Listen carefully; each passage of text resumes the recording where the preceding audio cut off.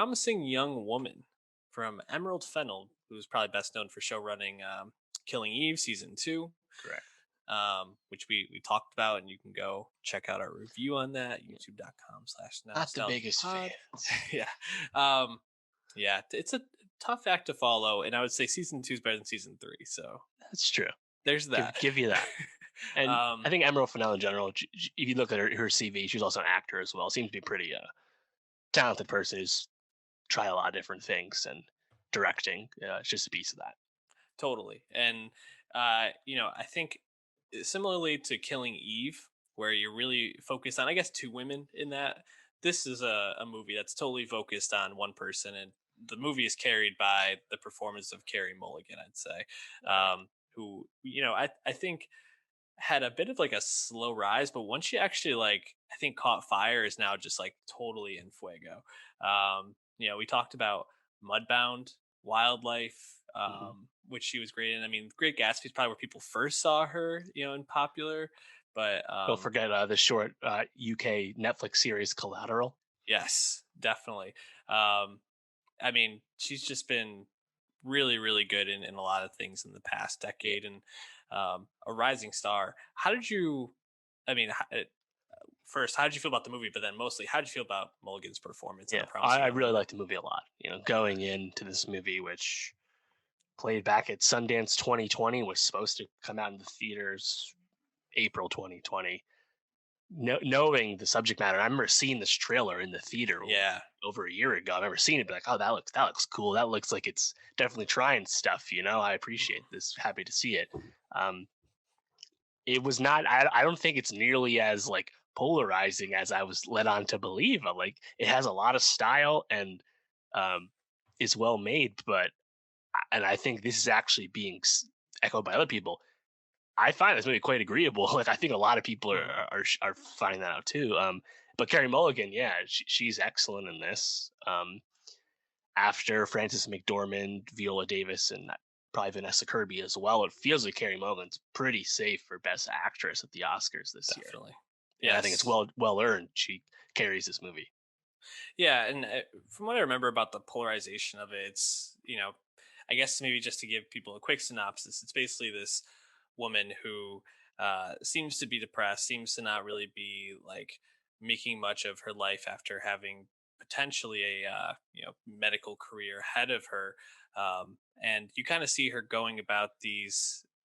I don't know, catfishing excursions where she'll go to a Yeah, club, fake drunk, have some dirtbag bring her home, and then when they're about to sexually assault her, she'll turn the tables on them and make them feel really uncomfortable.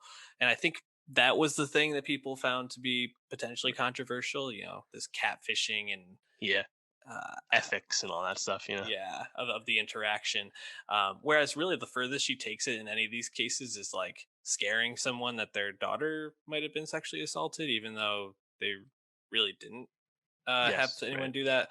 But I think more so, she's doing these things as a way to get revenge for something that happened to her friend, where her friend was publicly sexually assaulted, and then the friend subsequently killed herself as a result of Yeah, psychological effects from that assault. So um, yeah, I didn't find the movie to be controversial at all to me. I actually thought it was pretty thoughtful and thought provoking in a lot of ways. And again, like you said, Mulligan is just incredible in this. She's really, I think, towing this line between being this obviously depressed and working through something character who then at the same time is able to go and be super intimidating and kind of terrifying at times, in terms of how she just will flip the tables and push these guys to really examine themselves and how terrible they are. It's just really yeah, impressive. sure. Yeah, for me, I think like plot wise, it was actually more straightforward than I expected, but I really Mm, didn't mind because I think like the overall presence and all the acting. Like I was waiting for the other shoe to drop with Bo Burnham's character. I right. was kind of expecting the very ending with like the letter shows up in the mail and like the text messages go out. Like I was expecting that kind of stuff to happen because I just didn't see this movie going to like the truly dark place Mhm. it might have been hinting at when what happens to uh, Mulligan's character happens. and maybe that's a choice that if had been done, the movie makes it actually even stronger. If it actually ended on an even darker note than it does, and like it's a black comedy because this is still really heavy stuff and quite depressing. Mhm. But I appreciated how kind of how rhythmic it was again, even if the plot was a little straightforward. Um, Yeah. and like I think like the supporting cast, a lot of like small guest roles, all like really well done. Like I thought Christopher Mintz-Plasse is one of the dirtbag guys. Mhm. Excellent choice. Sam Richardson, same way. Yep. Sam Richardson probably had my favorite line for meta reasons when he's like, "You're not even that hot." Shades of normal people with Daisy Edgar Jones, where it's like how anyone would ever say Carey Mulligan It's not that isn't that hot. hot, especially when dressed the way she was in that scene. I'm like, God, that is pure fantasy. Like that's the most unbelievable part about the movie to me. Yeah. Well, it's unbelievable unless you know like dirtbags like that. And I Yeah, do of have to course. say, like the casting for like the douchebag guys was just like chef's kiss, in a lot of ways. Like Adam Brody, Hmm. who famously played Seth on the OC, is who's kind of like the nice guy to like Ryan's like bad boy, but Seth, Yeah, I think, is a character that probably had some problems and wasn't kind of seen Max at that Greenfield time. from New Girl, Yep, Chris Lowell from Glow. Glow. Yep. Just great. And then it's also kind of interesting to have Connie Britton, right, playing this like dean of students at the college who uh, overlooked this character, this friend's sexual assault, didn't even remember the name of the girl, and Right. how disgusting it is. Whereas Connie Britton on Friday Night Lights plays Tammy Taylor, who's like the perfect like mom, and everybody wishes they had a mom who was like that engaged, that loving but firm, and like it's just kind of funny to like flip these people who we know from all these places and kind of putting them in these roles where you're like, oh, now they're just playing complete assholes. um Allison Brie also kind of was in that in between, although we've seen Allison Brie, I think, in more complex roles than just being like a good person, so to speak. So um Right. any scenes or moments that totally stood out to you?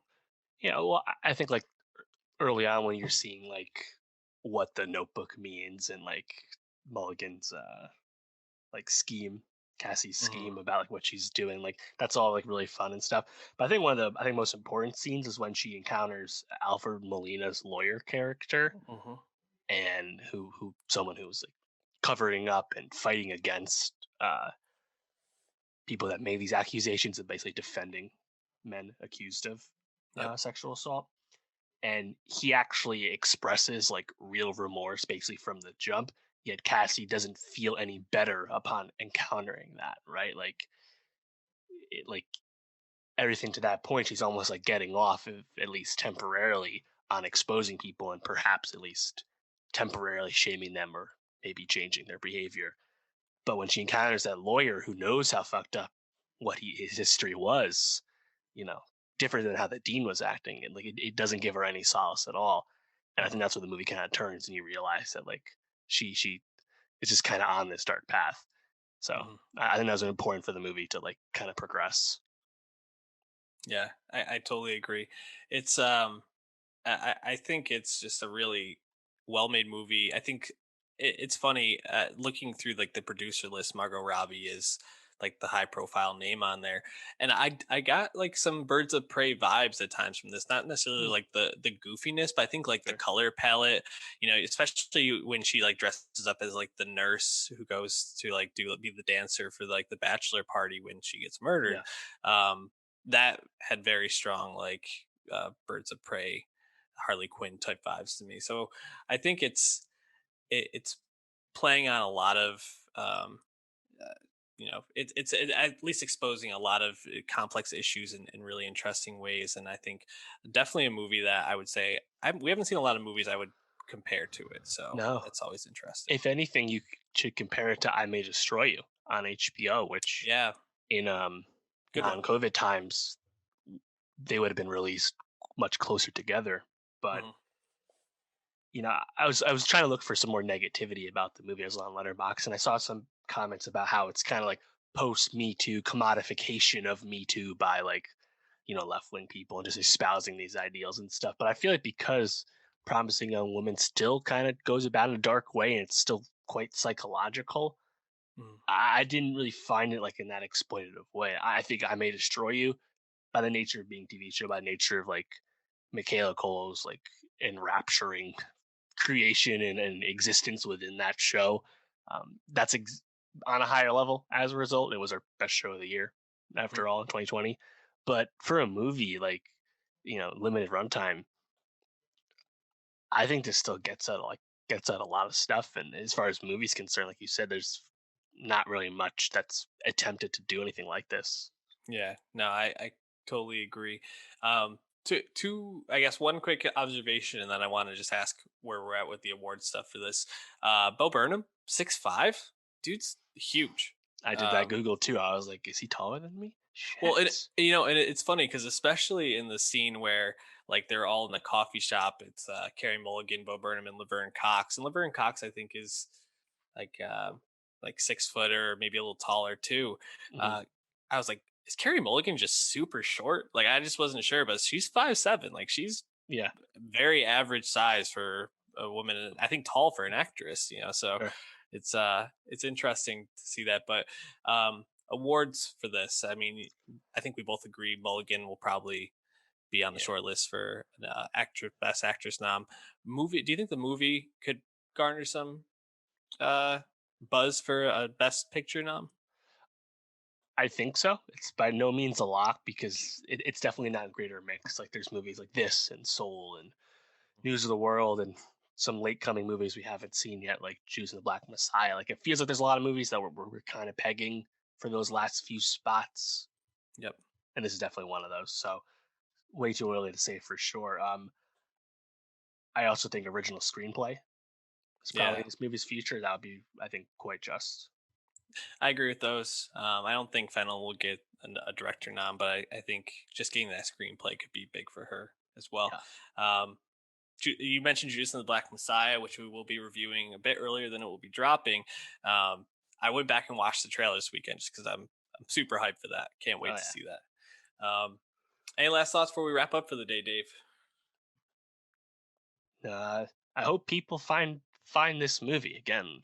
Yeah. Like News of the World, I just don't know if this is a drop that has been eventized properly by Universal, Mhm. by nature of it just being a POVD thing. Then again, given that the Oscars are still 3 months away, damn near every Oscar contender is available at this point, with like Mhm. three or four exceptions. So maybe people will just kind of seek this out in the months to come. I guess there's no rush. So I hopefully, hope hopefully so. with some more nominations for the movie and like Mulligan, that'll let lead more people to seeing this. I certainly hope so.